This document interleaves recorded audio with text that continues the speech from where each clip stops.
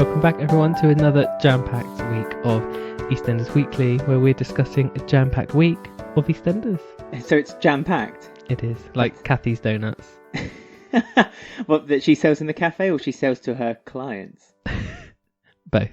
Oh. And we are officially the Unofficial EastEnders Podcast, where we discuss the BBC soap. And I am Ben, the host, and I am joined once again by who? Me, sorry. I'm Alex, and I'm the co-host. Over 80 weeks now you've been here. I know, I'm beginning to show age. My flawless skin is starting to crack. Unlike Kathy's. Well, I need to find this fountain of youth that maybe it is her jammy donuts that's keeping her alive. Even when she was panicked that the Bill house was being broken into, she still looked wrinkle-free. So. She never shows too much, kind of. She always has the grace of a lady who doesn't worry too much. I mean, even her neck isn't wrinkly. She doesn't need to wear those turtleneck jumpers or anything, does she? Or her hands. Yeah. She doesn't need to wear long sleeves. She can wear a nice tank top and mini skirt, and she still looks younger than Lola. Oh, yeah. So we're going to be discussing the episodes that were broadcast on BBC One in the UK between the 9th and the 13th of September 2019. Now, before we start, we've decided, because We've already started. Before we start talking about the soap itself, we've been getting lots of messages from lots of different people wanting us to give shout-outs on the show to their friends or to their followers, or just saying, can you say this and that and the other? And so every week we promise it and then we forget to do it. So we've decided to make it a feature. Yeah. So at the beginning of every show, we are going to give a shout-out. For £10. For nothing. We're going to do it for nothing. We're calling it the weekly shout out because we're EastEnders Weekly and we're giving you a shout out every week. So it's clever, really. Hours we spent think tanking that. And if you would like us to give a shout out to someone who listens to the show, or someone you know is listening to the show, or your business, or your Twitter handle, you want to get more people to follow you, then get in touch with us on our Twitter at EastEndersWeeks, drop us a DM or email us eastendersweekly@gmail.com, and we will most sincerely give everyone a different shout out each week. Now, as long as you have an EastEnders related thing to say, so we can actually say something about you. I met Barbara Windsor once in a gay club. Yeah, fun story. Like a bit out of the ordinary. More out of the ordinary, the more likely you're going to get picked out of the hat. Now, this week, because we've promised it for a long time, our old friend Ben Mitchell from Twitter. Oh, who? Yeah, at Bumchum Mitchell. Oh, yeah. I finally said his name on the show. He has wanted us just to give a shout out to thank all his new followers who have found him through either listening to the podcast, to the podcast, or just following us on Twitter and having our interactions with him, because we tend to talk to him quite often. He's a nice guy. Very abusive. He is to you, not to me. Yeah, ... And he sent us a story, actually, and I thought I'd read that out as the shout out. So he said, last night, I got absolutely wasted.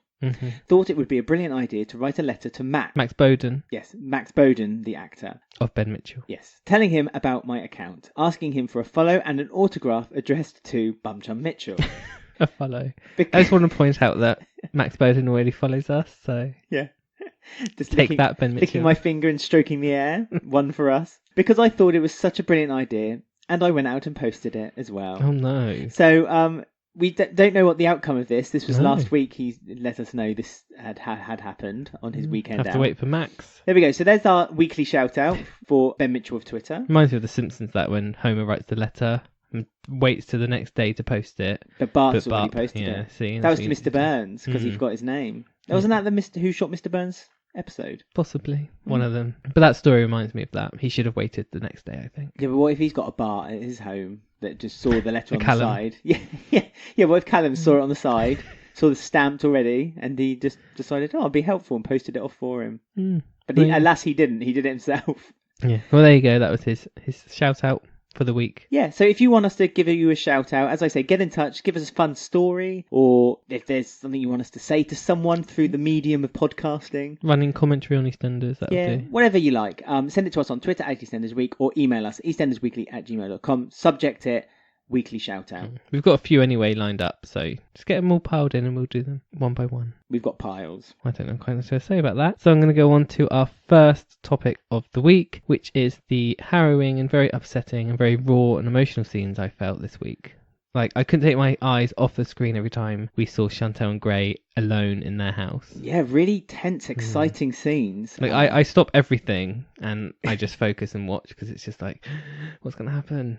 You just know it's going to be horrible every time it happens, but you just can't not watch. And I wish I had the same abstinence, but I was still clickety-clacking away while I was watching the episode, writing down the notes concerning Chantelle's. Yeah, because there's a lot to think and say about Chantelle and Gray's story. I mean, I think we've gotten over the disappointment that Gray's just not a nice guy anymore, and the actor plays him remarkably well, especially on Friday's episode when he had a bit too much of the wine, too much of the grape juice, and you could see the darkness in his eyes and there's just this turn in him. You notice when Gray's going to do something horrible, it's when his hair's not back, it's forward a bit, and his fringe is a bit like woo. When he's that's when you know it's like, oh dear. Well, it's showing his loss of control, because he's not got the control of his looks anymore. His very stylized hair, his very organised a bit like what they did with Wilmot Brown back in like the 80s. Remember when he was all smart and when he got a little bit iffy, he started rougher, like being dishevelled and untucked his shirt and his hair was messy. It's a bit like that, isn't it? Like the signs are there that he's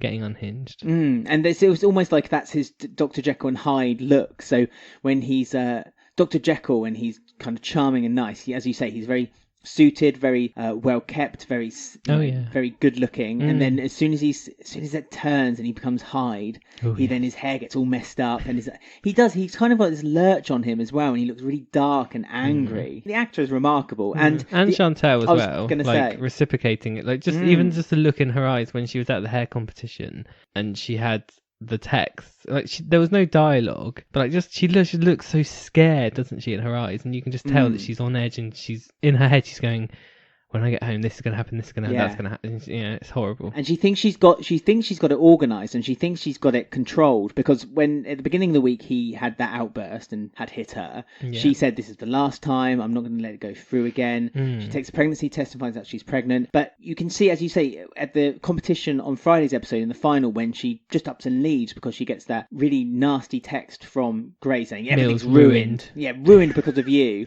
And his salt and pepper, like electric. I loved that. I didn't know they existed. I knew they existed, but I just didn't think that anyone bought them. But gosh, John Lewis, you see, they do all their shopping down at John Lewis. Probably got a 2-year guarantee on that salt and pepper pot. But it was interesting, like going back to at the beginning of the week when he punched her, because we've seen that a few times before, and we said, oh, it's strange he doesn't apologise, he blames it on her. But this week he did apologise, and he did say sorry to her, and he like cried and all sorts, which was unlike Gray. Yeah, and he was completely apologetic about the whole situation, so much so that he then took that certificate, which kind of was the reason why he got so angry, because she liked this hair competition and she got to the finals, and he got it framed for her, and he congratulated her and said, oh, I really want you to do well in the competition. So he thought they had to turn that corner, and I think Chantelle felt the same way. And that's why I think Chantelle thought that she had gained some kind of control of the situation, that finally she was able to kind of reel him in a little bit. Yeah, because we had a few scenes when he was like being left out of the tailors again at the party, and he had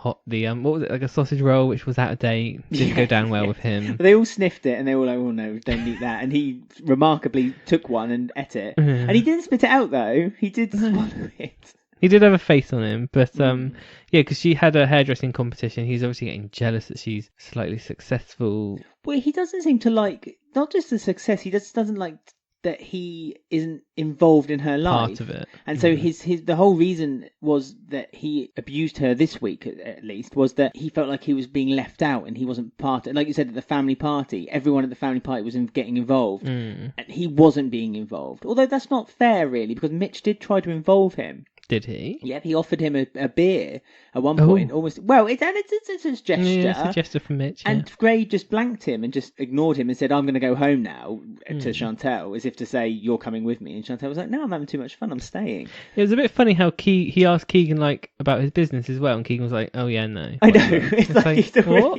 I thought that was going to be like a future storyline, but obviously it's not. They made a whole set for Gray, didn't they? Well, his office. Yeah. I mean, that could have been... That's a whole set. That could have just been built in the canteen, like Jean and her coffee morning. That's like kind of knocks on its head. And he also mentioned that in the past he'd promised to do some therapy and he didn't go, and he's promised to do that again this time. So he's making all these promises for her and not really keeping up with them. Yeah, so he's not made any plans to do any therapy or any counselling to really find out what exactly is making him so angry towards Chantelle. But she found out some even kind of, I guess, bad news. It is bad news for her because I don't think she particularly wants a child, but she found out that she was pregnant as well. I don't think she doesn't want a child. I just don't think she wants to bring another innocent person into this relationship. Yeah. I mean, the 2 kids they've got at the moment have kind of been left out of it, and I think it's been a conscience thing. It's interesting that because they say kids always know, like even if they don't see it, but it doesn't seem to like these kids have been affected or have any idea. But I don't know if they're going to look into that on this storyline. Yeah, they seem completely left out of any involvement. But that's not very realistic, and I know they're working with a charity, so I don't know if they're going to involve that side of it. I mean, they're quite young, the kids, aren't they? Yeah, I mean, before they moved to... Well, there was hints that before they moved to Walford to be closer to Chantelle's family, that Gray had abused Chantelle before. It was like at an all-time high, and he said, "Oh, new house, new start." Yeah, start again. So I guess the kids, maybe it's just one of those situations that the kids think it's just natural. That's what a household is like. This is what you hear. You hear screaming downstairs. You hear these fights, these vicious He always battles. makes sure they're not there, though, doesn't he? Like on Friday's episode when he told her to come home for the meal, and she ditched her competition. She was tied first in her drag competition. Yes, well, she was doing drag hair. She practiced on Mitch and Karen. No one can believe that Karen's not a man. No. Yeah, Mitch was there in drag. Yeah. Very unlike Mitch. Patrick was having a great time. I mean, I've never seen Patrick with so much vigour. He was great. I mean, we've just become accustomed to this Patrick where he just kind of plays chess. Well, it's all the Cherie love, you see. Yeah, I know. His blood's boiled, isn't it? He's really got like a 60-year-old man again, isn't he? He is. And saying it's drag, the models at the actual competition, it was like not even drag hair. It was awful. It was like hair up and really dull. Yeah, I didn't really see much drag when they were there. Denise, come on. Denise seemed quite worried by the competition that this guy who was against Chantelle in the final. Yeah, it was funny. He was an actual drag artist, and he was the RuPaul of Waltham or something along those lines. But he didn't seem to be much of a competition, other than throwing some bitchy looks towards Chantelle's way. I don't think he had much on it in him. Well, he won. I'm guessing he won in the end because Chantelle left. Yeah, but by default, I wouldn't be pleased with winning something by default. Yeah. Just winning something because someone didn't turn up isn't really a win, is it? Let's be honest. That's true. But yeah, she went back home, and that's when he threw it onto the floor. He had a bottle of wine. His fringe was down. Yes, he was in a t-shirt. Not a suit. Yeah. It's an undershirt, wasn't it? So he must have just taken off his shirt a bit more casual. Because he still had his suit trousers on. Oh, did he? I wasn't noticing that. Oh, I did. I know, actually, yeah, because he had his smart shoes on still at the end. Yeah. But yeah, I thought he was going to hit her on the head with the photo frame. I thought he was going to smash it into her. he smashed it next to her. But it was just next to her. But yeah, she said that can't hit me because it's like go-to. He seems to have like a go-to place of her stomach. Yeah, obviously because no one can see. It's hidden, I guess, isn't it? But no, she said I'm pregnant. Stop. And he suddenly changed. Was like, oh, that's great news. Well, yeah, but just what we needed. He said exactly that. He said this is just what we needed, and he was very quick to release the news as well against Chantelle's wishes. Yeah, it's another control thing. It's like taking that control away from her. Like, oh, I'm going to reveal this, not you, even though it's your body. Well, he did that earlier, didn't he? When the judge who got Chantelle into the final said, "Oh, Chantelle, I'm so glad you're here," and he stepped in front of Chantelle. I know. It's like a gay man. Yeah, I know. And just said, a gay hairdresser. Yeah. Maybe Gray was kind of pitching himself to the gay hairdresser. We know he did do that once when he was nice that 1 week. Yeah, with Mick.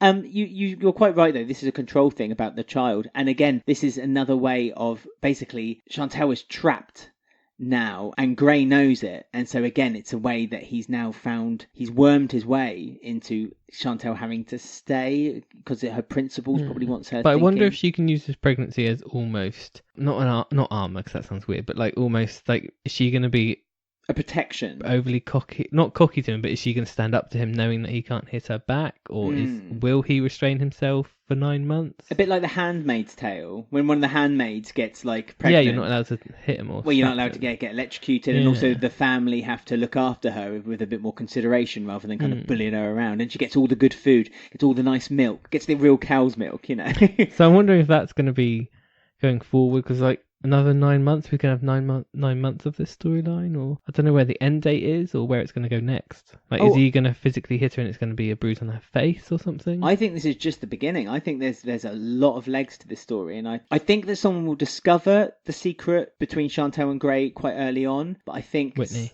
I don't think it'll be Whitney. I think it's Mitch. I think Mitch is going to discover. No, he's too hot-headed. It wouldn't be No, but then I think this could lead to Gray doing something to shut Mitch up. Oh, what, permanently? Perhaps in the style of Lucas and the Rake. Yeah, I've brought it up again. But, you know... The style of Breeder from Hollyoaks. Yeah. Oh, God, never bring that up. Poor old Tony. He thought he was dead. I think he wishes he's better off dead. No, he's all right. But I personally think that it's going to go full time with the pregnancy and it's going to carry on from there. You don't think he's going to beat her and she'll lose the baby?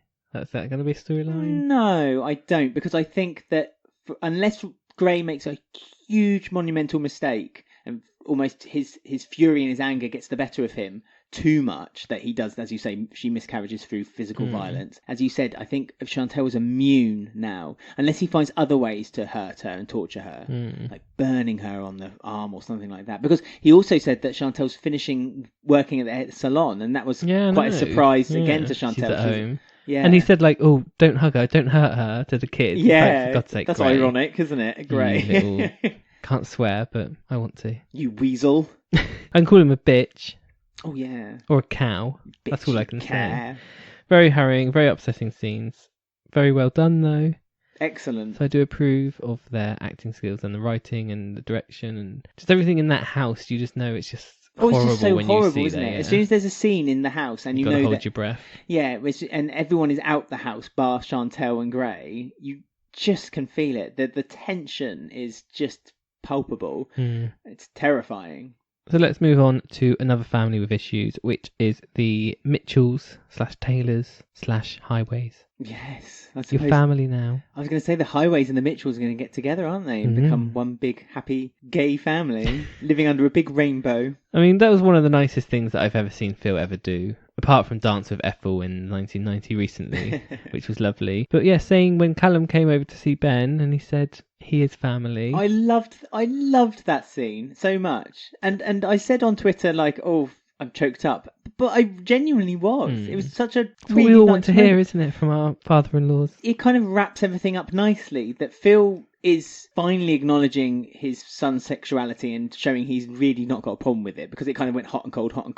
We didn't really know whether Phil had a problem with sexuality or just had a problem that Ben is a bit unhinged. We debated it. Yeah, a bit of halfway. Bit of column A, a bit of column B. And Callum finally has come out, and now everyone knows and everyone's happy. That was like... We joked like last week was the series final, but like when this began this week on Monday and everyone was like, Whitney was over it, apparently she wasn't too bothered. Callum had come out to everyone was gossiping, everyone knew. I was like, this is like a new series of Dawson's Creek where we've missed a few weeks over summer and they're all catching up on, they've all moved on slightly. Like already, it's like, God, they've moved on really quick. Fresh page, something to start again with. It seems Whitney was meant to be married and Hunter's just been shot. Everyone seems onto their new path of their storylines. Yeah, but Whitney was okay because she got a free honeymoon out of it. On her own, that's really miserable. Yeah, but she had a bottle of wine before she left, so she was fine. It's answered everything. Apparently, like everyone, I guess, have been kind of gossiping around the square and. Yeah, Callum's kind of come out, I guess. Yeah, it's like known and no one seems to care. It became common knowledge. Everyone's like, yeah, it's fine. But I think, why does it matter, really? I think if Callum's happy, then we're all happy, and that's the main thing. We don't know what Miriam thinks of it, though. No, well, we still don't really know what Miriam thinks of anything at all. Her necklace, why? Yeah, is she upset about her necklace? Is she upset because she can't make anything anymore? Can she go to Tesco on her own? Yeah. We don't know. But it was nice seeing with Stuart and Callum in the cafe, because he kind of, in his own way for Stuart, like you could see his cogs turning as he was trying to tell Callum, like, it's okay and I know you're gay and it's okay, but in his own way. It's quite sweet. You're my brother. I'm going to love you no matter what. So just be who you are. It reminded me of my brother. Like that whole conversation, I was like, I've had this before on a phone call once. It's those little cogs working in his head, trying to work out it is okay, but like in his weird own way, I guess. I wish my brother was better, was like that. He was Miriam, yeah. When I told you the story before, he basically said, I don't really understand it. I don't really agree with it. But that's fine. It's quite similar to what Stuart was like, though. I think Stuart didn't really mind. Like, he said something like, so you're a gay and that's okay, or something like that. Maybe not quite as rhymey, but it was sweet between them. There should be a card that you give to your sibling when they come out. So you're a gay and that's okay. With Stuart and Callum on it. Yeah, as together. Angels. Amy could draw it for us. But we haven't had any more mentions of Callum and Stuart's dad, which I feel he must come back and put some sort of spanner in the works. Yeah, I think it's impending, isn't it? It's going to be coming soon, especially because they made such a big deal about him being so overly hateful toward homosexuals and Ben and just everything and above. And it's bound to come. Other things bound to come, right? Is when Ben's woken up. I mean, Ben's, he's up and about already at the end of the week, so that's quite surprising. Well, he was in a coma before. Well, he's got the Mitchell genes, hasn't he? Where you can come out from death and then leave hospital 2 days later. Yeah, well, Phil's still got his little bandage on, which makes me laugh. He does. There's rumours on Twitter of what's underneath that bandage, and people have been mimicking fake tattoos and fake tattoos and what's on the back. On-off switch. Yeah, on-off. Robot. And also a kind of a 0 to 11 guitar riff, kind of speaker switch. But they need the beds in the NHS. It's desperate times, and so Sonia would know. Absolutely, the queen of the NHS. We had a lovely scene with Ben and Callum together. Oh, it's a fantastic scene. And, it was about time as well. It was, and it was sweet, and they held touched each other's hands, and he said, "Oh, do you maybe want to come out for a drink one day, a pint?" So it's the way such a manly date. It was like, yeah, should we go for a point? It was just the way Ben said, "Oh, there's some guy I've been talking to recently, and he's just recently come out, and I'm not sure if he wants to maybe go out for a drink." And Callum was like, I think he would, yeah. How does Ben know he's come out if he's been in a coma? I think it was obvious by the fact that he came to visit him, and that was another thing. His family. Callum and his family. Callum was running around the square saying, no one's telling me anything about Ben, and I want to know. And so he eventually visited Ben, and so I think Ben's a smart cookie. He put it together and worked it out. He did it all on purpose just to end up in his lap. Well, this was all his master plan. He planned with Hunter. He knew. You might die, Hunter, but I just need to get back together with Callum. And they did, but are they going to go to Prince Albert for their first date, or are they going to go to the Vic? E20. Or E20, there's loads of options. There's lots to do at E20. They could do one pint in each and then end up somewhere. We know what they say about first dates. What you should always do, you should go see a film. No. No, just listen out here. You should go see a film and then go to a pub or a restaurant afterwards, and because you've both seen a film, you've instantly got a common interest. No. That's what they say. That's the most worst date ever, a film, because first 3 hours you're just sat next to each other in silence. You're not watching War and Peace. Yeah, but still, that's awful. Watch a nice comedy or period drama. I'm not going. Not period drama, actually. I'm not inviting you. I'm gonna go with Callum. Well, I'll go with Ben. Good. Have fun. Try not to get shot. I will. I'm going to go visit Kim in Scotland at her gay bar. She's the queen of the gays.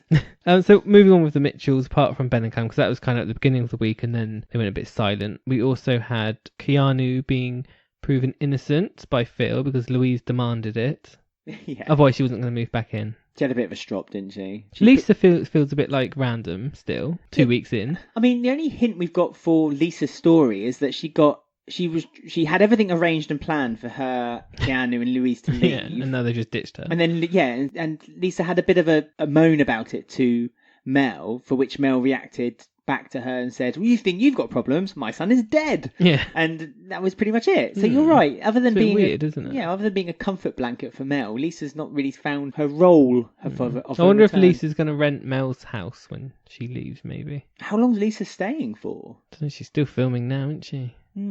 I think. Oh, is she? Because Samson Alpway finished last week. Yeah. So she should be there about November time. Goodness me. So there must be more to Lisa, but she feels a bit like random at the moment. She's kind of just there, and Louise is just ditched already because she's back to the Mitchell house. I guess if they knew that Lisa was staying for longer, there was no real need for her to kind of hit the floor running. Unlike Bianca, who had to have that quick story just to keep her. That's where I've got things to say about Bianca because that was strange. Yeah, so Ben's back out of his coma, walking around in tight shirt. He's fine.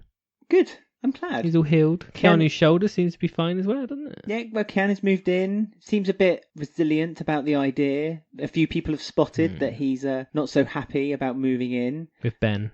Is it just Ben, though? Mel questions it a bit later on, doesn't she? Yeah, Sharon. There's so many people in that house now. It's like the Slater house. Yeah, it is. Last year. But they do have more rooms, so it makes better sense that they can fit more people in. Yeah, but that is a lot of people now. If Ben's there, I mean, and Dennis. Didn't Dennis grow up this week? I know. He's shot up. He looks like his dad. Well, Dennis. Dennis, yeah. I always think. Didn't you think How also? Can you forget his I name? know it's actually his name. Did you not think also when Mel came in and kind of brought flowers and apologised to Ben, that the way Ben gestured and reacted to it was like a mini-me feel. Like I think the actor has deliberately kind of watched the nuances of Steve McFadden's Phil. Yeah, he's picked up on a few bits. And you can see it, can't you? You can see like the way he nods or the way he kind of moves his head back. It's very good, actually. I must say, very good, very good. It was quite sweet that Sharon and Ben both kind of welcomed Mel. Because Phil was about to chuck her out. Yeah, but again, what's she doing here? He's kind of stepped back, softened a little bit. I mean, he's got his family together officially. I think Phil has mellowed ever so much because the way he thanked Sonia this week as well was ever so sweet. Takeaway. Yeah, well, was it? Well, we think Was it him who bought the takeaway though? Or Leo, not sure. Takeaway and 3 bottles of champagne. They got wrecked on that, didn't they? They had a great time. Yeah, but that was a nice scene because he said thank you, and even Sonia was like, I think Phil Mitchell just said thank you. Yeah. And he almost cried. Yeah. But then Bianca got really angry, didn't she? I've got other things to deal with, and kind of just ignored her. But yeah, that busy Mitchell living room was interesting because Lola, typical Lola, such a Lola thing to do. She's barged into Sharon, pregnant Sharon. Yeah. And then when she got told off for it, said, oh, calm down. I didn't mean to do it. It's only Sharon. Yeah, exactly. It's like, God's sake, Lola. But, how considerate of you. Keanu got very protective because he now knows obviously that it's his baby. Well, he doesn't. He kind of does know. Sharon accidentally told him. But he's known for a while actually, hasn't he? I think he knew before he ran away because but she confirmed it again by accident recently, didn't she? Because she said that she wanted when he was going to leave again, thinking that Phil was going to he was going to get in trouble with the police. She then kind of said, "Oh, it would have been easier if you weren't here." And he will still have a father, Phil. And then she looked weird, so he kind of knows it is his. But Mel's picking up on all the signs, isn't she? She spotted it quite quickly too. Weirdly, Billy noticed that she had spotted it too. Yeah, spotted something, but not sure what. Yeah, I mean, Billy, again, it's like a hamster in a wheel in his head, isn't it? It takes him a little while. Worry about him. He's the runt of the Mitchell litter, as it's been discussed on many an occasion. But Mel didn't, she didn't hear anything. She just saw him, be defensive, and then she saw them both talking in the kitchen. But she definitely added that up correctly. Well, she watched on, didn't she? Under the premise of getting a vase for the flowers. And slightly menacing. So I don't know what her plan would actually be. I know. Do you think she's going to blackmail Sharon into the E20 money or something? Well, I guess. I just don't see what she'd gain from it because you could tell she went there actively to be friendly with Mitchell. Yeah, that's true. So but we know that Mel can't be friendly for more than 10 minutes. Well, I suppose when she starts to scheme, she finds she is normally led by money one way or another. So I think you're right. I think she's going to find a way of getting a little bit of extra moolah so she can leave the square more permanently. Interesting that she knows that secret. So obviously we know that Lisa's her best friend. So is she going to give this little tidbit to Lisa and then and then Lisa will use it for Phil? Yeah, because obviously we talked last week and we said when this happened years back, it was Sharon that knew about Louise when Lisa was pregnant. So is the same sort of reverse thing's going to happen? Reverse psychology. So maybe that's what Lisa's here for. Sheanu reveal. Well, yes, because to shoot Ben, maybe. Maybe. Not another shoot. Oh yeah, he's going to be shot now, isn't he? He's shot once. He doesn't need shooting again. Maybe Sharon's going to get shot. Who shot Sharon? Who shot Sharon? Sha. Sounds like a dance. The sha. Can you imagine that you just see these two legs? We love talking about her legs. Her legs in the end. You see these two red shoes, these high heels coming out of a bush because she's been dragged out into a bush. That'd be a premise in itself. That would be amazing. And one last thing, someone else who left this week for a holiday was Shirley and Tina. Oh yeah, off to Nepal to drop off some money. Something Phil couldn't do because he had to stay by the bedside of Ben. Yeah, it was suspicious, wasn't it? Well, Shirley was going to go, and she just said, "Oh, you can tag along too if you like, Tina." So poor Tina, she's never got a storyline, does she? She just goes off all the time. Poor Tina, she's off on holiday all the blooming time. Yeah, but I mean the actress. She's always off. Yeah, but when she's given something to do, she ruins it. I mean, she almost lost her job at the Prince Albert because she went off on that Spice Girls concert, then didn't come back because she pulled. Days gone by, and then somehow miraculously keeps it, and then Kim ends up going. Not fair. Bring Kim back. Strange. But yeah, lots of people went on holiday because Whitney's obviously off as well. So, but we're going to talk about Whitney and Bianca's big storyline return next. But we've got to fill in a few gaps about Tony King. So we're going to do that first.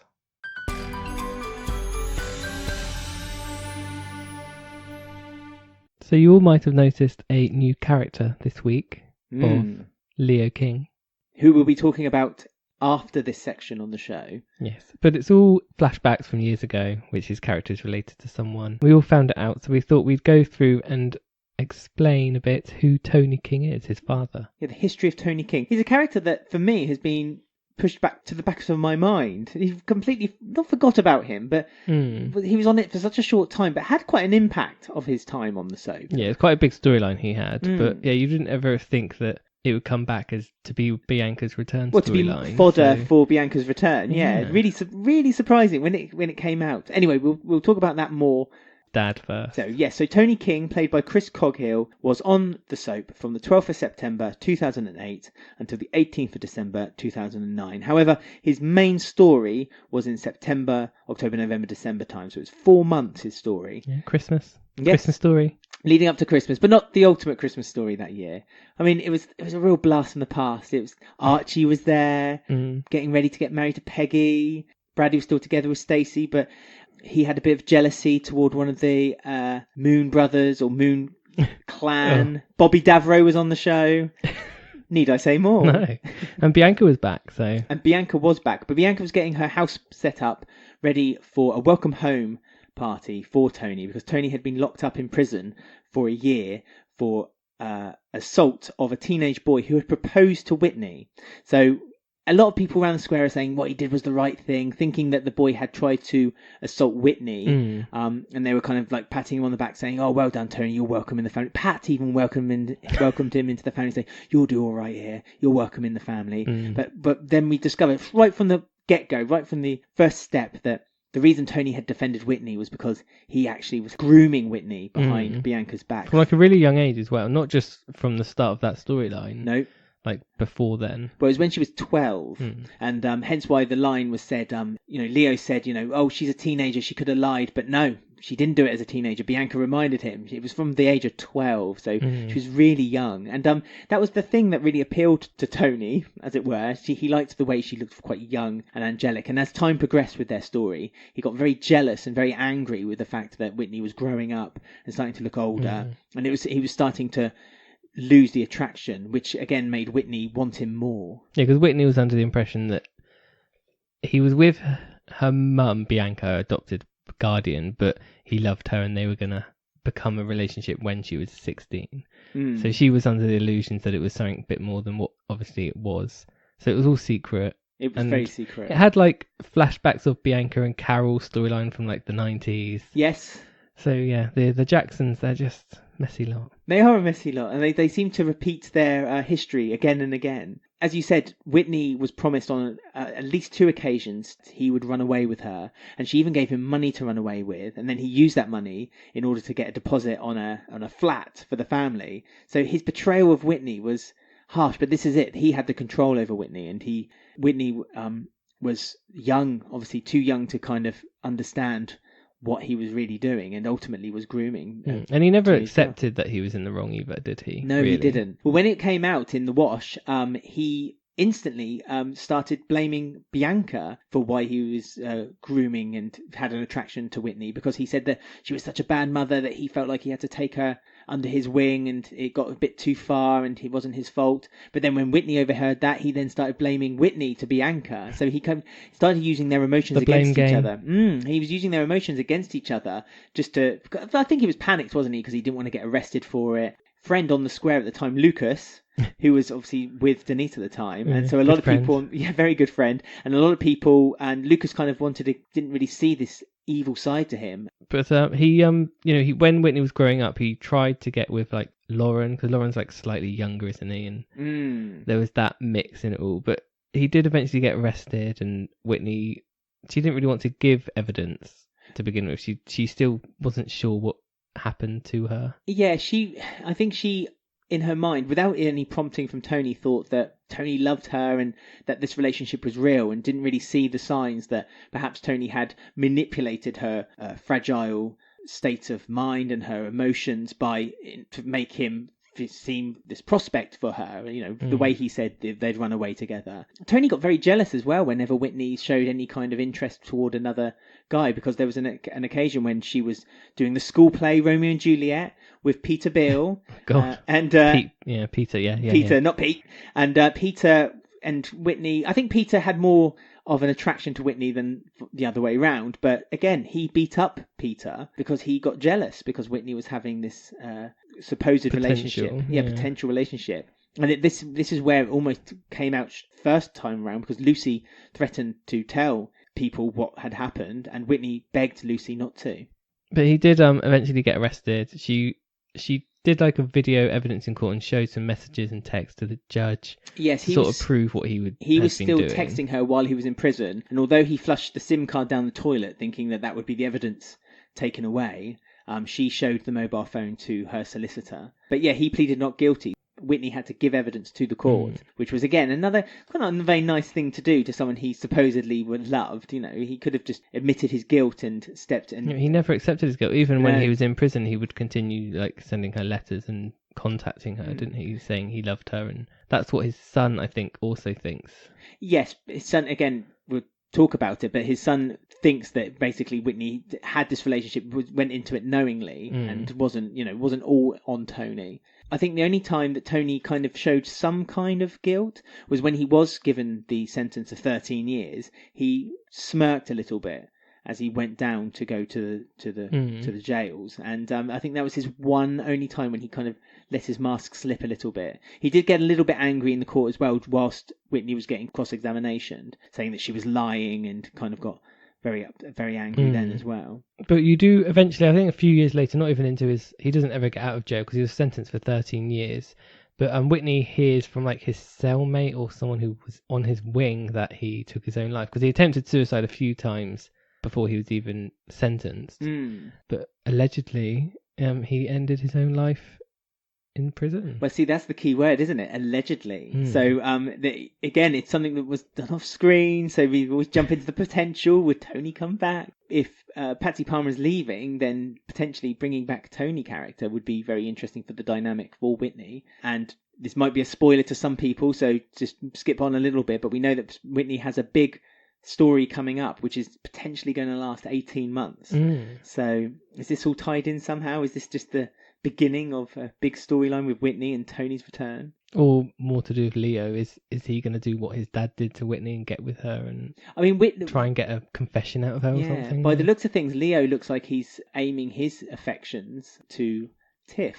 But again, we don't know.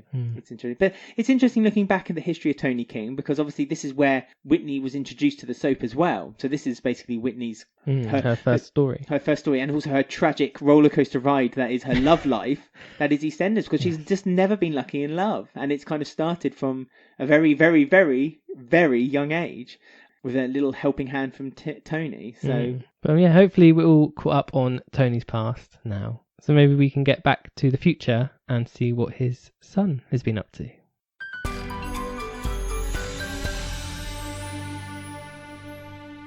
Right, so now I'm all full up on Bianca history and Tony history. Tony King. Yes. The offspring of Burger King. And we've also got the Lion King arriving. Oh, yes, we do. Because Leo King was announced, the guy that was at the wedding last week, who looked like he was kind of hitting on Tiff. And I forgot, actually, Tiff was like going along with it. She's in a relationship with Keegan, so that's weird. Oh, I never thought of that. Little hussy. Yeah. Just like her mum. So yeah, Bianca's been warning off, and he's sort of been smooching around the square a bit, and he has photos of the kids, and it's very easy to find information on your family, Bianca. And we found out that he was actually the son that no one knew about of Tony King, who we just talked about. We did. And his name is Leo King. That's right. Very good casting. Excellent casting, because he is the spit of his father. He is. Or his TV father. But like, that's just so He probably looks like his real father too. Or one should hope so. But yeah, so he's sort of threatening Bianca because it seems like Tony King's mum and dad, which are his grandparents, gave Bianca some money to sort of say sorry about what Tony did to her life. Yeah, basically, yeah. Sorry that our son so it was like kind of inheritance because he died in prison or whatever. So we're led to think. Yes. So that happened, and Leo thinks, hold on a minute, my dad was innocent, he never really did anything, and you've taken my money, so I want it back. Well, he believes... And he's kind of evil-ish. Kind of. I think he's driven by the fact that he doesn't believe everything, that he believes that actually what's happened is that Bianca's family has, or the butchers have ruined his family. Chance to have his dad. Yeah, and his chance to have his dad. It's not about the money necessarily, it's about the admission of guilt. But he does keep saying, I want the money. But I think, yeah, but I think he sees that as a power play because the money is the admission of guilt. Right. So the fact that his grandparents has given Bianca money almost to say, "Oh, he sorry, was guilty. Soz, yeah. Our son was a bit naughty." He's basically saying, "No, I want the money back." So you admit that actually you had lied. But then when Bianca gives him the money back, that's not good enough because then Bianca's like, the money means nothing to me, so you go ahead and have it. But at the end of the day, you don't know what your dad did, and I believe my daughter, and I know what he did was wrong. And so now, because he's not got that validation still, he still wants it. So he's still evilly brewing over in the square, like looking over at them and kind of evilly wanting more from them. I mean, we don't know. Do we know, has he met his dad, or did he never get a chance to? I mean, it's not explained. Because he's quite old, the son. Like, he's not young. I think he's mid-20s. Oh, is he? Yeah. Because you think that... Bit rough. He's a bit rough, and he's had a hard life. But Tony wasn't that old, was he? Really? Like in the grand scheme of things. I don't think so, no. So I wonder if he did have any time with his dad. Well, that's what the question is. Was there any time when he was with his father? Like when he was born or... And that leads to the question, of course. We know the subjects of Tony, but did he groom or abuse his son? Like Leo, and that's why he really looks up to him? I'm not sure. Is there that side of it? I'm not sure that would be a side to Tony. I don't think he would... Well, the two instances we had was with Whitney and with Lauren Branning. Both female. And so I don't think it's that dark. That would be... Yeah, that's really dark. Yeah. I mean, also, what about Leo's mum? Who's she? Is that someone who might be introduced as well? Maybe she's been brainwashing Leo too into thinking, these people have been lying about your father. Yeah, it is interesting. And you kind of wonder, because we obviously know Bianca, I mean, that was her stint. I thought there was another week, but apparently that was the end. Yeah, I know. It's really off in a black cab, though, so it can have worse. Well, I don't think that was a very good return stint. But they were limited, though. They were so limited. That was really limited. Like, I don't know how they're going to continue this storyline without Bianca, because it doesn't make any sense. Without Bianca, Whitney, or Tiff now. So they'll be back in They will be back, but now that's kind of put the whole story on the back burner for a couple of weeks, hasn't it? That's like kind of, for the next couple of weeks, we're probably not going to be mentioned. And the problem with that is that this story has gained quite good momentum, and it's very tricky to do it without Bianca, though. It doesn't. In my head, I can't work out, because it was a big enough, the whole past year with Tiff's gang and all of that. It was big enough stretch for us to believe that Bianca wasn't there. But we found out this week, because she was in prison for assaulting Leo, we think. We believe so, and when Tiff needed her, she was tagged, so she couldn't leave like 100 meters from her own home. So that's like that's fine, but now we have this storyline which was introduced by Bianca, knowing that this Leo guy has been like hounding Bianca. To then have this storyline, we think this is a storyline which is going to be going on for a year-ish. So to not have Bianca there, it just seems really like how are they going to do it? How are they going to explain her away, seeing as this is her storyline, kind of? I mean, since Patsy Palmer has come back, I think she's realised that what she kind of missed, and so it wouldn't surprise me if she did come back again. Yeah, but she did say on an interview it was very hard work, and she didn't think she'd be able to do that. So she but again, for a short... No, not for full time, but for a short stint, I think she could do it. I thought she was going to have another week, though. But she had to get back for her daughter. It was her 18th birthday. Daughter, but I thought Bianca would be back for another week, because what could you add for another week? Put her in prison next week, so if she attacks someone, and that explains her missing. Like, I thought maybe that's what they were going to do. She was going to attack Leo again. I don't think there's anything more you can really... I think they set it up quite well with Leo. I do. I really do, because now the story isn't about Bianca and Leo. The story's about Leo. And what's Leo going to do then? I think he's going to delve into Whitney's past, find out more about Whitney and play her, and find out whether she's this schemer, perhaps ultimately actually falling for her, and then the secret comes out that what's happened. That's what I was wondering, if they were going to get in a relationship. Whitno. That's a new hashtag for Leo. Whitney and Leo, Are they going to be like a relationship and he's going to gain her trust and get her to admit his dad didn't really do anything? Because that's what he's going to hope for, maybe. But another failed relationship for Whitney so soon seems a bit much. So I don't know if I want that. But then this is again, we discussed in the retrospective, this is what Whitney's story is built upon. Her failed love experiences. I know, but it's only just happened.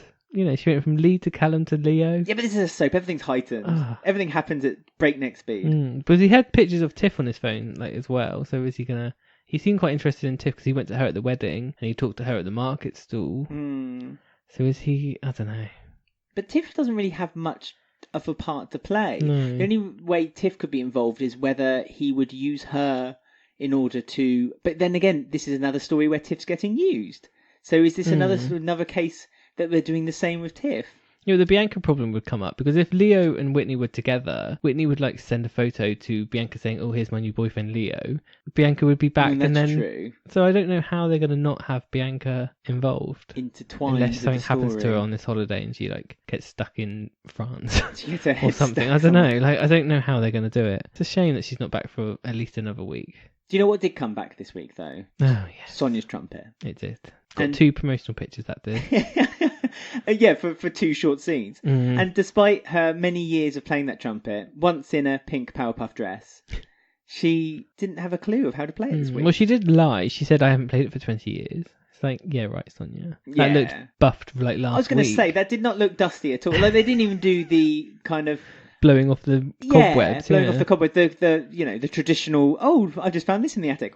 So none of that. Robbie was loving it. Robbie was up for it. Yeah. He wanted to rave with that trumpet. He had the flashing lights in his head and everything. Yeah, Robbie was there, so that's Robbie. Actually, Robbie wasn't too offensive this week. You said that 2 storylines in a row for Robbie. Yeah, but he wasn't, because Robbie was playing a kind of likeable Robbie, not a kind of down and out Robbie. Down and out Robbie winds me up. Likeable, bit silly Robbie, that's fine. That'll pass. It's good. I mean, the other thing that we could think about, obviously, if we can't get Patsy Palmer back, is Tiff's dad Ricky going to make an appearance for to beat up Leo or something? Because he was involved in the Tony storyline quite heavily too. That's true. So there's also that possibility. He loved Bianca and he wanted to get back together with her, and he did warn her of Tony. He didn't. He always suspected something against. I mean, I think Sid Owen would jump at the chance of coming back to EastEnders again, even if it's just for a short stint. Yeah, because he's got his little villa in France, hasn't he? He has. He's meant to be a little villa. It's like a mansion. Yeah, he made his BBC money. You know, that's what we want. A bit of BBC money. Yeah, very friendly guy. A really friendly guy, so the reports would tell. Ricky could come back instead of Bianca and sort out whatever's going on, but we have no clue what's going on. We just know it's a long-term storyline. So let's hope it's popular. Wixie could come back. Why would he come back? I don't know. He can come back for Baby Abby, I've said that. I just like Wixie. Yeah, I would just like a bit of Wixie. Or when the Sharon affair's out, Sharon and Simon can rekindle. I don't think Sharon is ever going to get back together with Simon. Yeah, why not? After the fallout we've seen on Classic EastEnders. Yeah, a bit of hottie, it's fine. Well, is he still hottie though? Yeah. Yeah, he is, isn't he? He's a bit grey, silver surfer, isn't he? A bit hot. He is when he makes his rare public appearances. Very rare. Well, maybe he'll make a super rare one. I mean, let's be honest, Oates and Sen have pulled some big rabbits out of the hat. Some which I have been disappointed with Bianca's though. Oh, I quite liked it. I didn't want to be. I to be fair, I went into it thinking not. It's going to be a lot. Without very high expectations, yeah. And actually, because of that, I think perhaps that's why with Lisa, I've gone in with high expectations and felt a little bit disappointed. Damp. Yeah, bitter taste in my mouth. It was nice that we got Karen and Bianca to meet each other, because that was like a big thing when it was announced. A lot of fans were excited, thinking that they'd clash and they'd have a big slagging match. But actually, it was quite clever. The writers did the opposite and made them get on. Yeah, so that was quite nice. But by being horrible to one another. But like they were, well, one was drunk, one was Karen. Well, Karen must have been a bit drunk, mustn't she? Because she was drinking from the hair show and stuff. She wasn't at the hair show. She was looking after the 2 kids. Yeah, probably still drunk. But she might have been drinking. But that was nice that the writers didn't like play to the fans and like have a big thing. They did the opposite. I thought that was good, and they did keep Bianca quite low key. Not low key, but like for Bianca, you expected her to be shouting at everyone. Yeah, and she was quite. Yeah, I liked how they did that. It wasn't what you expected, I guess. I agree. I think they played. They didn't stick to the stereotypes for Bianca. They just played to her strength as a good actress. Yeah, we didn't get her to shout Ricky, which was on my bingo card. How could they have done that? Well, there's Ricky, isn't there? Little baby Ricky. Yeah, but that's Jack and Sam. Yeah. Yeah, but he could have run in front of a car or something. Oh God, Ricky! Yeah. No, Ricky, watch out. I'd hate that. I hate it when you shoehorn silly things. No, I know. That's why I'm not on the show. Anymore. Exactly.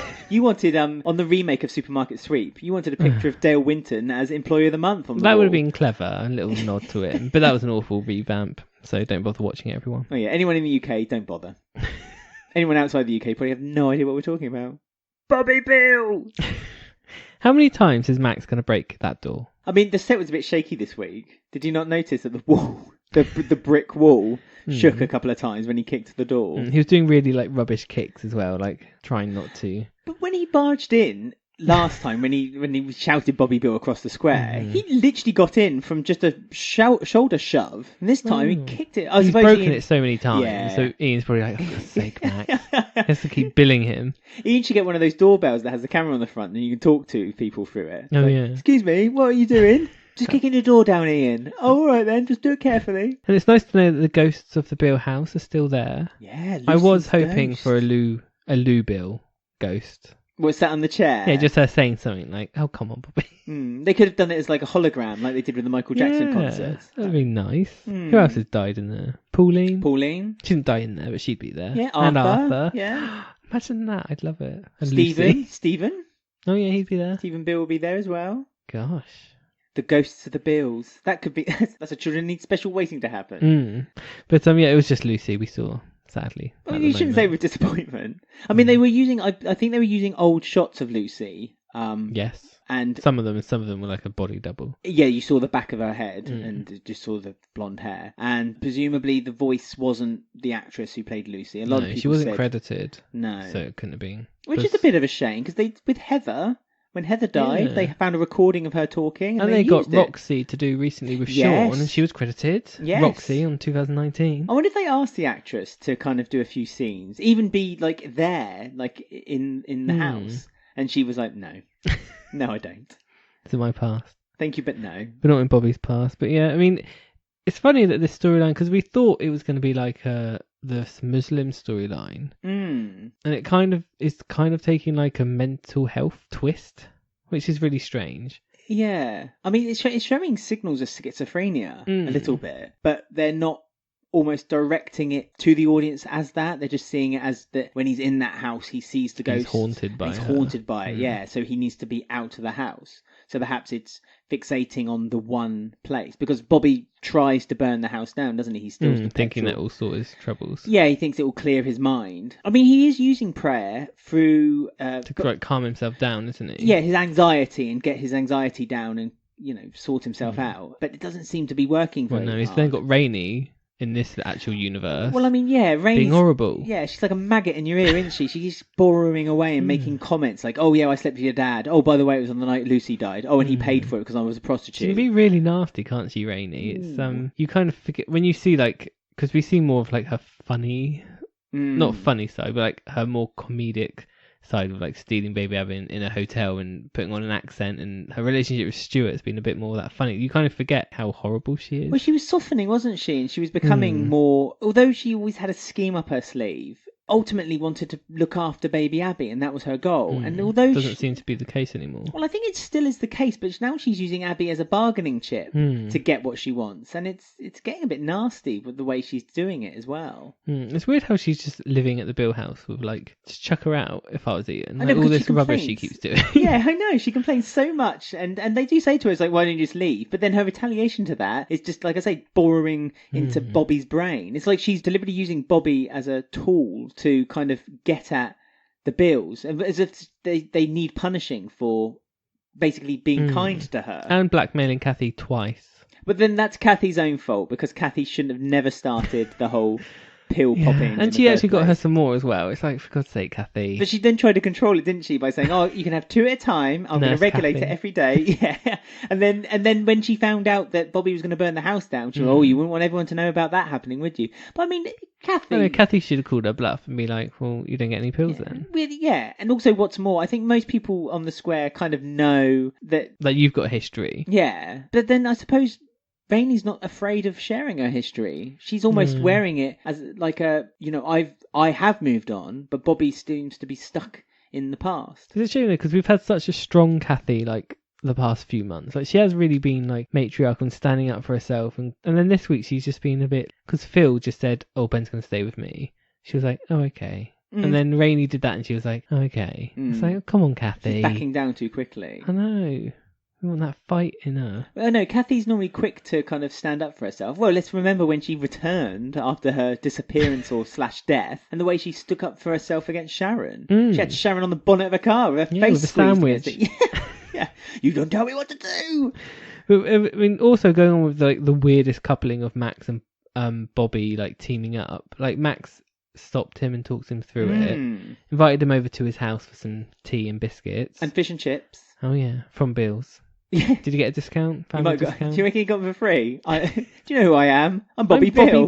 Bobby Bill! Bobby Bill! Max kicks in the door. He's Bobby Bill! Give me chips twice! It's like just such a weird, odd coupling. And now Bobby wants to move in with Max, who, like, a year ago, one was in prison, one was being framed for killing the other. Oh, I mean, yeah, ridiculous. Max is becoming angelic now, isn't he? It's yeah, like him not and rubbing Rainie. Off on me, I'm afraid. His redemption is starting. Oh, for God's sake. It has to be starting. You're so easily manipulated. No, I'm not saying...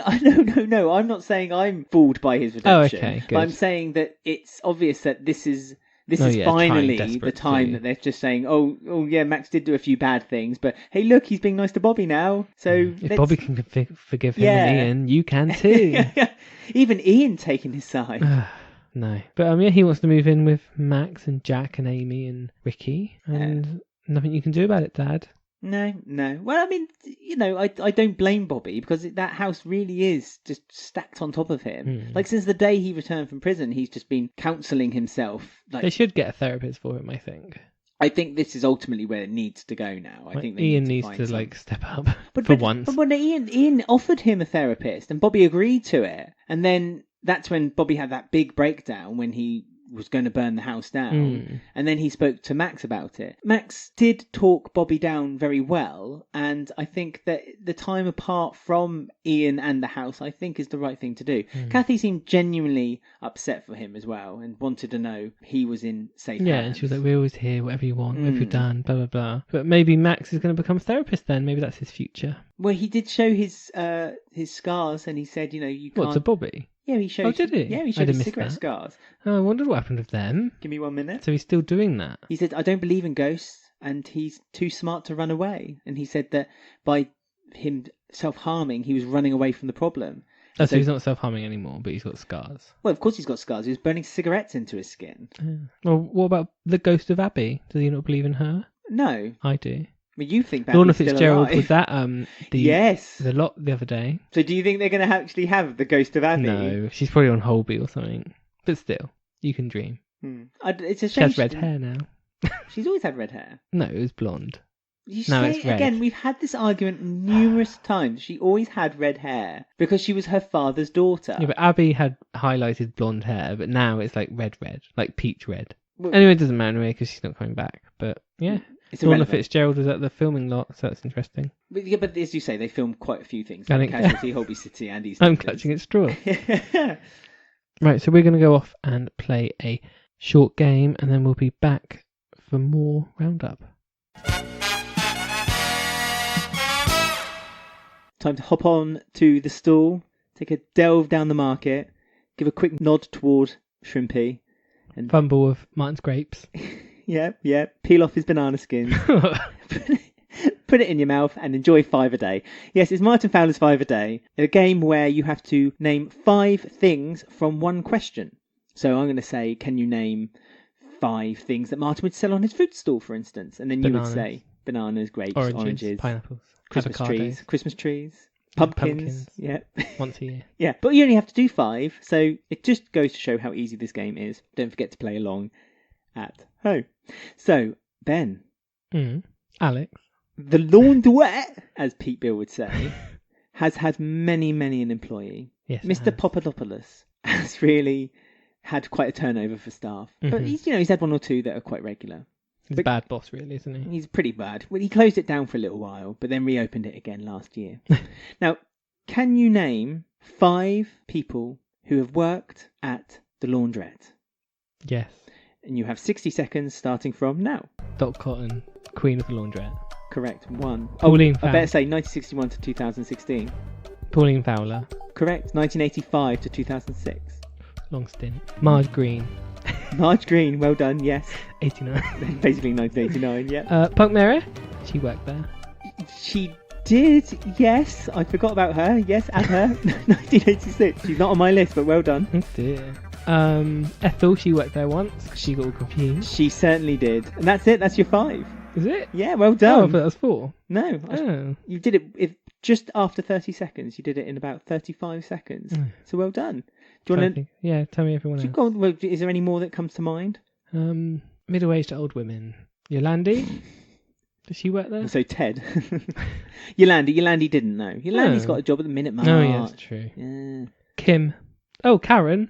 Karen Taylor, yeah. She works in it right now. Masood went for a job there as well, didn't he? Oh, yeah. So again, middle-aged old women. Yeah, Pauline overtook it for quite a lot of the time, didn't she, really? She pretty much controlled the laundrette. But Dot was there till the end, until it closed the first time in 2016. Oh, yeah. Who else is there then? Let me give you some more. So Carol Jackson worked there 1993 to 1997. Lynn Hobbs, the forgotten Slater. Yeah. Really? Yeah, she worked there 2002 to 2004. Rosie Miller, 2004 to 2006. Don't like the Millers. Heather Trott. No, I don't like Heather. 2008 to 2012. And Cora Cross worked there 2012 to 2015. Oh, she did. God. Downgrade for Cora. Is it? Yeah, but she's like snotty, isn't she? She thinks but it's unfounded superiorness, isn't it, from Cora? Now she's a charity worker, she's even worse. But I got a bonus point because I got Punk Mary. You did, and I put my hands up and I completely forgot about Punk Mary, so I didn't add her to the list, so that was bad of me. But anyway, well done, Ben. 5 out of 5. Thanks. You're welcome. Let us know how you guys got on by tweeting us at EastEndersWeek or emailing us eastendersweekly@gmail.com. And that was another lovely portion of Martin Fowler's 5 a day. So we had what I imagine was the last appearance of Hunter this week on a slab. Unless he comes back as a ghost, like Lucy. Not more ghosts. We had the aftermath of Hunter's death and Tamsin Althwaite getting all the acting scenes she could want, really. I know, pushing for that BAFTA, isn't she? That soap award. Oh, yeah. The Oscar. Deservedly so, though. I think she's really showed her acting chops with this Hunter story, more so than she did with the Ray story. Although she's been given better material. So. Absolutely. It was a much better, a bit more gritty story, a bit more, I don't know, something you can sink your teeth into. Fish tank.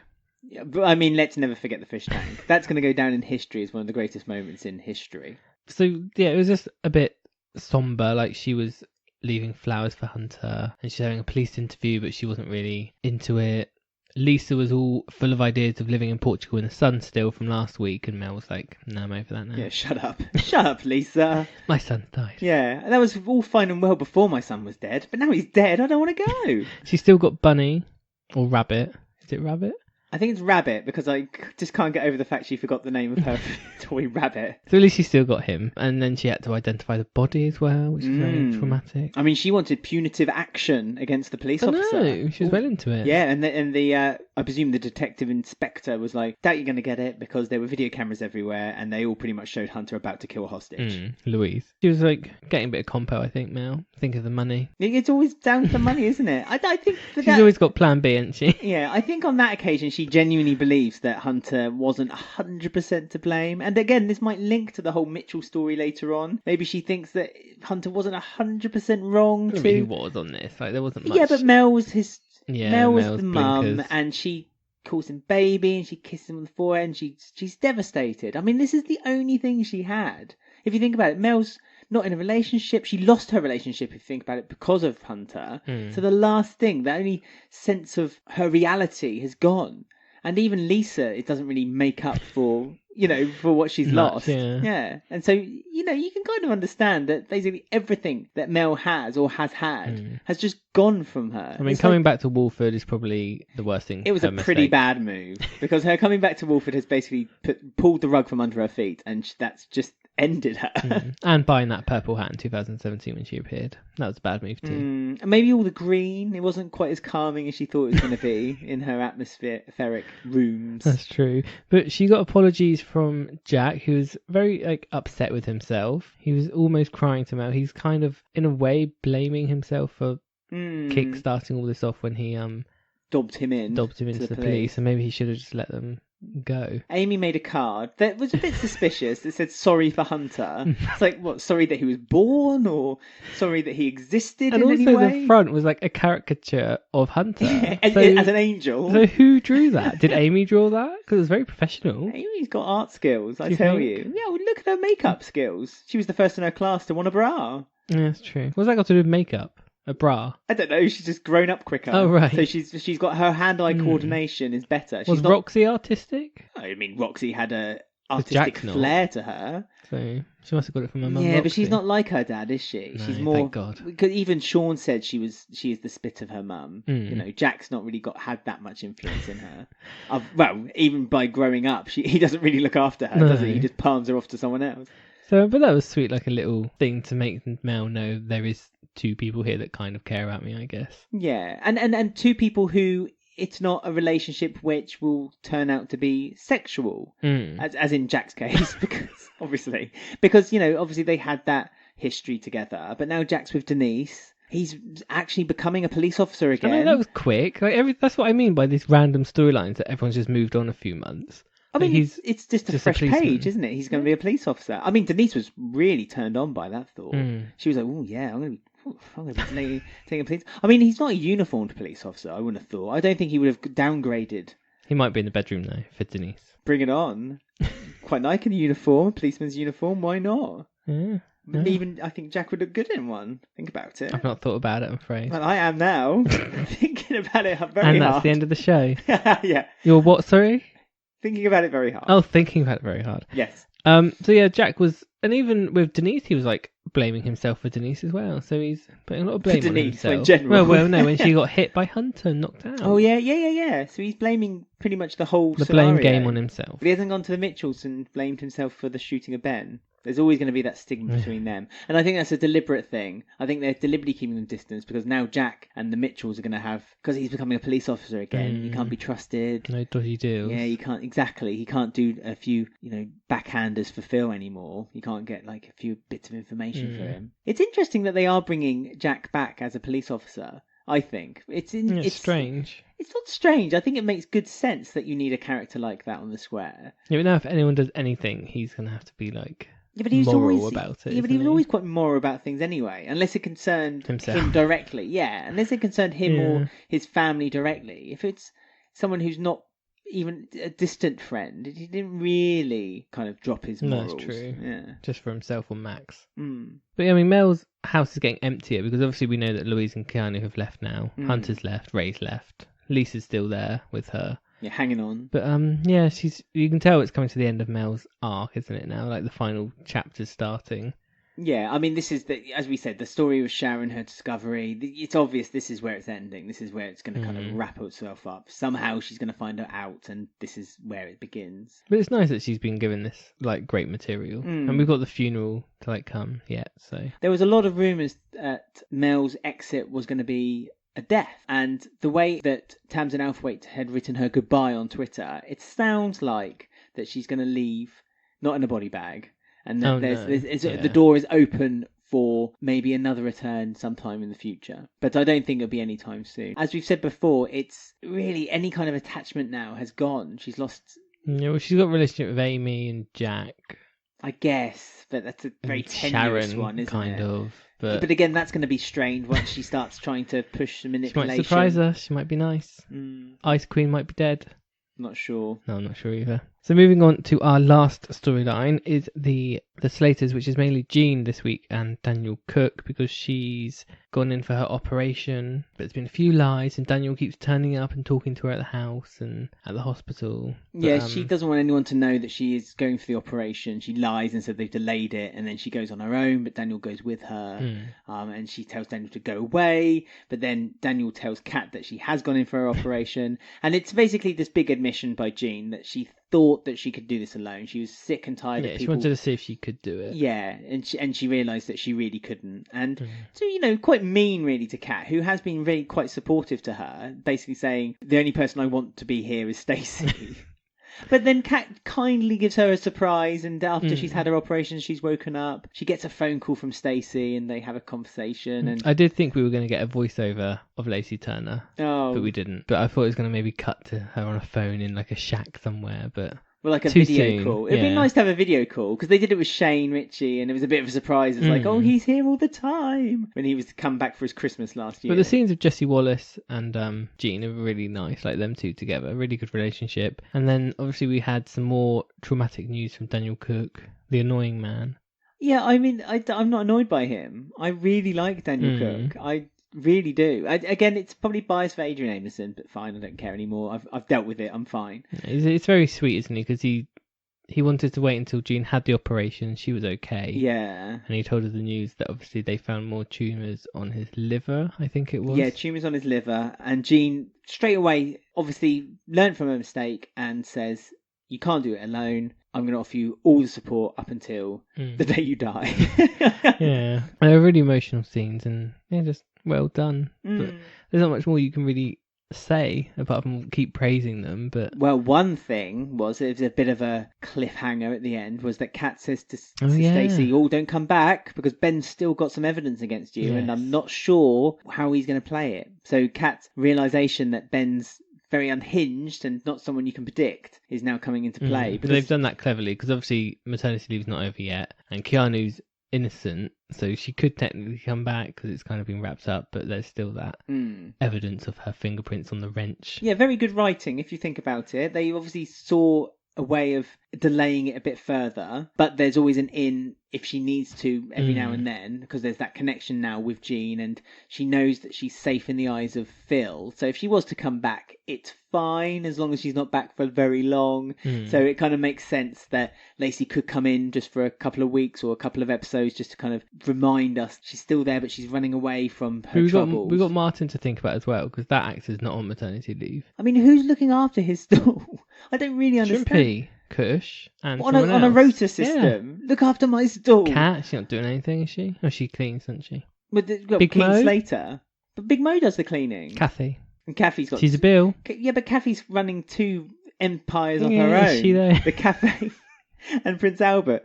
Yeah, well, someone has to. Because Tina's gone away again. Bobby should get on there. Bobby won't have anything to do with Prince Albert. It's against his morals. Fruit and vegetable. He's Bill. He needs to get on that fruit and vegetable. Well, he's meant to be helping Ian at Bill's. Oh, yeah. No, it's not called Bill's anymore, is it? It's called Wolford East. Yeah. There is a sort of spoiler for next week. Bex is on the stool. So there you go. You've answered your own question. Oh, for goodness sake. I may have answered my question. But yes. So Bex has a storyline. Yeah, but Bex is making a living then. No, she's not. She's just doing it for a bit to take her mind off stuff. Yeah, mind off stuff. Well, so she can look over at Kush and. I'm not going to tell you because that's what we'll be discussing next week. Oh, okay. Spoilers. Got embargoes. Okay, fair enough. Got embargoes to keep. So that was the week of this week, but we need to look at previous weeks. We also need to find out what people have said about the show this week on our social medias and who has won the week. Lots of weeks in that sentence. We are weekly. And we're weekly. And a weekly shout out. So let's move on then to the next bit.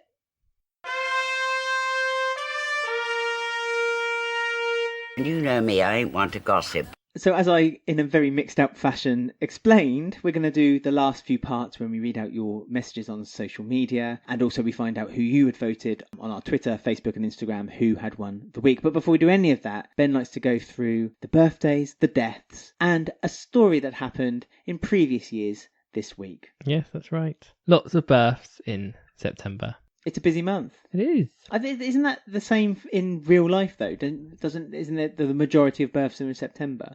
Possibly. EastEnders is very realistic. Most couples have coitus in January time, so 9 months. I believe so. It's around Christmas and New Year. Because sounds that right? Yeah, because you've got that week, haven't you, between Christmas and New Year where you have a lull and there's nothing else to do.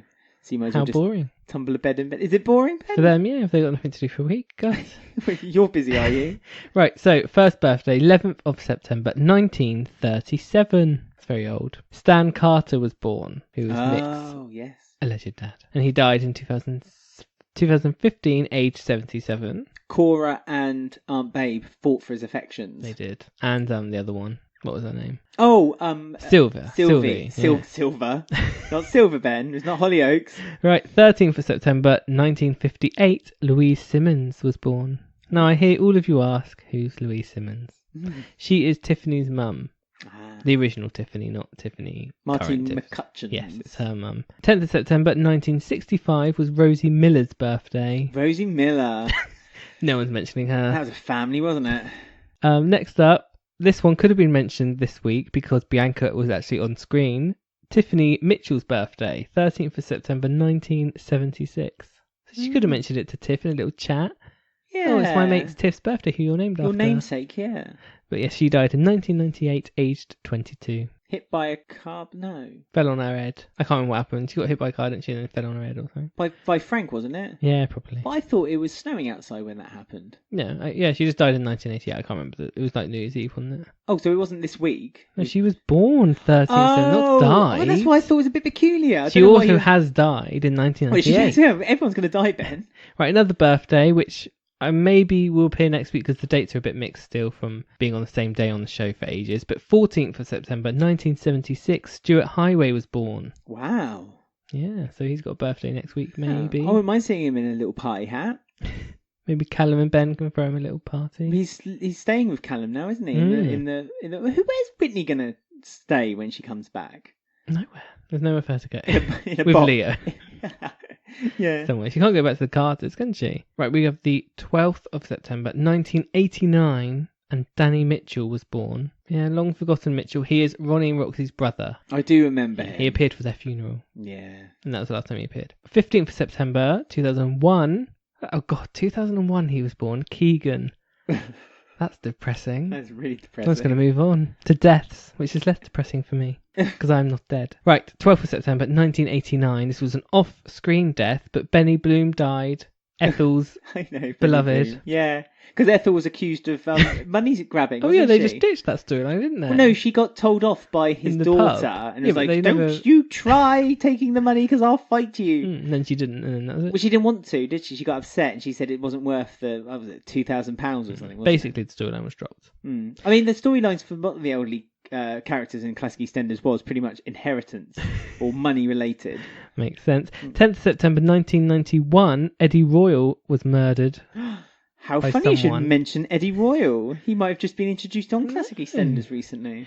There's one that I was meant to do last week and I forgot, and I can't forget it because it's too important. 7th of September 2000, Ethel Skinner passed away. Oh, talk of the devil. And very she special. Shall be mentioned again. I know. That's a very special episode. I love that episode. It's a really great episode when she gets carried to the Vic.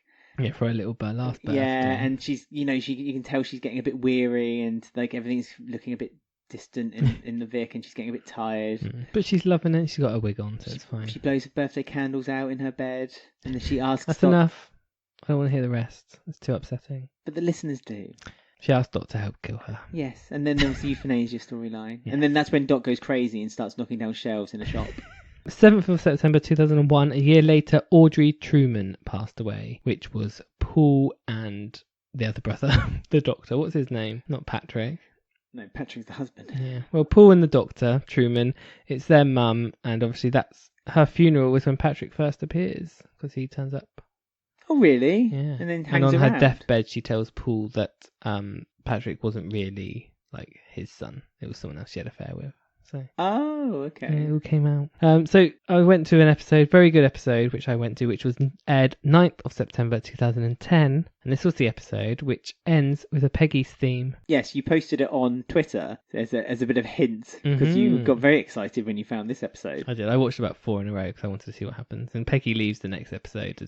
And that's like basically Peggy's exit apart from guest appearances. But it's when Phil is being locked in the Vic and he's coming off of heroin with Billy and Peggy's help. And Stacey has the secret that she's told Peggy she killed Archie. Yeah. And she also has a secret that Ryan is the dad to Lily.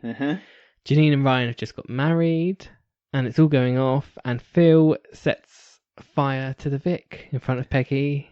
It was spiteful, wasn't it? He did it out of spite. He was laughing as he was doing it. Yeah, because he basically had enough of her favouritism toward Grant, because she kept always comparing him to Grant and saying that he would. And he was on heroin, so he was on heroin, so he wasn't helping himself. And every time she did try to help him, he kind of saw it as another notch down in her opinion of him. And Pat was there as well, which I can't forget. And she slaps Stacey, which is always good. Tells her to keep her paws off Ryan because he's family now. Is that what you said to me? You said to me this evening. You said, we haven't had a good slap on a soap for a while. Maybe it was in my conscience. In your conscience. Possibly. But Peggy and Pat's final scene was really disappointing, seeing as that was their final proper scene together. Pat kept inviting Peggy over for a gin and tonic, and she said, I'm always here to talk. You can always move in with me. You're my mate. I didn't really mean to upset you. And Peggy's like, oh yeah, I will. But she obviously just leaves and goes off. But they don't have a final. Well, once the Fix burnt down, that was basically the end of Peggy, wasn't it? Yeah, she left the next episode. She decides to leave. But I just thought it was sad. They could have had something a bit more. Didn't they have the ice cream van scene after that? No, that was Peggy's last hurrah. What, 2010? After that, she only appeared for guest appearances. I just never forget the ice cream scene when they get drunk in the ice cream van. And, it's because Shirley and Phil were smuggling drugs and they had it hidden in the van. But Ryan saves the day. Stacey and Lily are upstairs in the Vic, trapped and about to be burnt. And he climbs his ladder and gets them both out, and then it explodes. And very good episodes. I will never forget her screaming outside the pub. Oh yeah. Barbara Windsor really brought it to that final thing. There's a really good scene where she walks out of her house. The next episode, she walks all around the outside square. It's all one shot, and characters come up to her, talk to her, they go. Someone else comes up. It's really, really good. But you could see she was giving it her all for her final scene. The actress, it was emotional. I mean, if it's 2010, she'd been in the soap for what? 17, 18 years by that point. So it must have been a big deal for her. And she wanted to bow out. She wanted to leave by that point. To me, her proper exit will always be when she left. Yeah, when she left. And she got a good scene with Pat. And that was a good scene with Pat. So they did get there in the end. And the lines they say to each other, honestly, I'm just thinking about it and my eyes are getting wet. Anyway, so thank you. That was previous weeks. But who won this week? The 4 options were on our social medias, which is Twitter, Facebook and Instagram. And you could have chosen from Bianca's King Encounter. No, disappointed with that. Bobby's Ghost from His Past. Yeah, that was good. Chantelle's Baby Bumps. Yeah, that's the best. And Jean Needs a Friend. Third. I mean, a few people said on our social media that they reckon this would be quite a close competition, and it's so close that there's a joint top. Oh. Yeah, we all like a top. So, but before we get to the top, we like to start from the bottom. So, who do you think then, in this instance, came third? Not who's the bottom. Bianca. No. Or Jean. Jean came third. Jean Needs a Friend. Okay. So out of Bianca's King Encounter, Bobby's Ghost from the Past, and Chantelle's Baby Bumps, who was the joint first? Chantelle and Bobby. That's right. Yeah, they both came first with 30% of the vote. Bianca's King Encounter came second with 23%, and Jean's came last with 17%. Well, that's very close, isn't it? It's super closest close. Ever, I think. I believe so. Well, it's the first time we've had a joint top as well. Thank you for voting. You can always vote on our Twitter, which is at EastEnders Week, our Instagram, which is at EastEnders Weekly Podcast, and our Facebook group. Just search EastEnders Weekly Podcast and then click to join. You can also comment to us, which a lot of people have. I know I say this every week. We are very short on time, so I'm going to just go through a couple that we have spotted. That's why we have our weekly now at the beginning, you see. Can't run out of time for that. Our weekly shout out. Don't forget, you can also get in touch with us for a weekly shout out. Just DM us on Twitter or send us an email, eastendersweekly@gmail.com. At JennyBaby10 says, tonight was the worst of Grey, but he actually had to stop hitting her, Chantelle, because she's pregnant, which shows how in control he really is. At Matt19020, or Matt Cherry, says, was watching with my wife and she literally shouted F you at Grey when he said that. That was concerning when he said don't hurt her when he was telling kids. Careful not to hurt mummy. Yeah, I know. Gilbert Pocket on our Facebook group said, I hope they can redeem Grey, but that might be wishful thinking. Yes, I think it is. Chris Scott, also on our Facebook, says, I'm not entirely sure I'm enjoying this whole Bobby going nuts thing. It was ridiculous that he went to the Archers to get some petrol, and just by chance Phil not only had some, but had left it by the door for the taking. Oh, that's classic Wolford. I was going to say, it's all coincidence in Wolford, isn't it? Melanie Williams said, today was very touching. The Stuart and Callum scene in the cafe with the music so beautiful. Now Callum is part of the Mitchell family. I know. I mean, anyone who writes family like that is going to pretty much get read out on the show. Lucky Callum having Kathy as a mother-in-law. Oh, to yeah. Oh, I mean... You can work in the Prince Albert for free now. I would marry anyone in the Beale family if it meant I had Kathy as my stepmum. Oh, yeah. My mother-in-law, I should say. As I say, get in touch with us on all our social medias. We're on Twitter, Facebook, Instagram, and email. You can also email us. I think you've said that. I know. I just like to say it. Don't forget you can listen to us on Apple Podcasts, where you can also review and rate us, or any of your favourite podcast apps. And thank you for joining us for another week. And we will see you again next week.